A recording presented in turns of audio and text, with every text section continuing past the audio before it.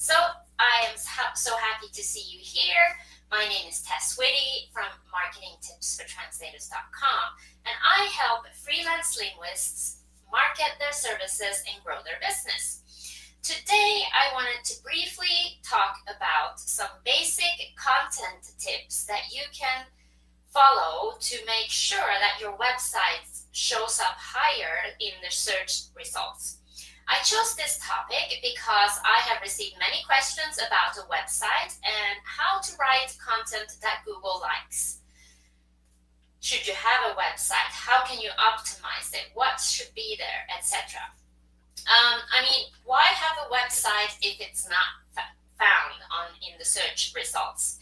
So these are some tips I try to follow when writing pages or posts for my own website. First, I try to write my content in more of a conversational tone. Gone are the days where you write in third person, you use words like you and I, and Google can track this too. It's kind of freaky. And also, it's better to write, if you write posts on your website, it's better to write more thorough and longer posts. Articles on page 1 and 2 of Google have at least 2,000 words. I have not written this long posts before, but I am working on it. Also, don't forget to use your keywords. Don't just stuff the content with the keywords, but neither the reader or Google will like that, but do use them at strategic points, like in the headlines, in the subheaders, and 1 or 2 times in the content. So I also talked about subheadings. Use subheadings. It makes it easier for people to skim and read it.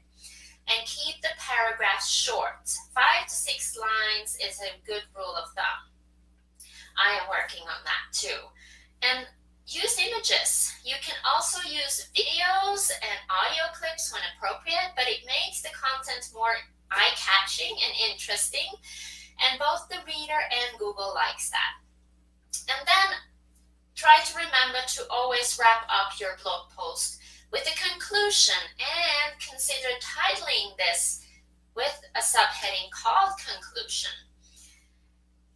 This is also a new tip for me, and I am going to implement that too. And then end your conclusion with a question and reply to the comments. A question, a call to action, and follow so you can reply to the comments. So these 6 things don't sound so difficult to write in a conversational tool, to break it up, have long articles but break them up with videos, images, and subheadings, and to wrap everything up with a conclusion. So I have put together a free checklist with some other questions that you can ask yourself to make sure that your design, your content, and SEO is optimized for the search engines. So, for example, is it responsive, mobile friendly? Do you have a general contact form, etc.?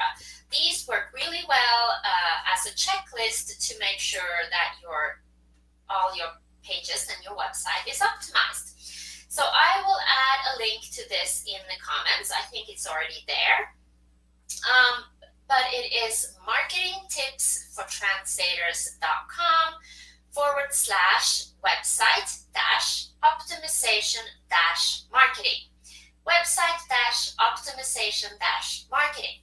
So go check it out if you want. And I also have an ebook on how to create and optimize a website. Thank you so much to everyone who are listening.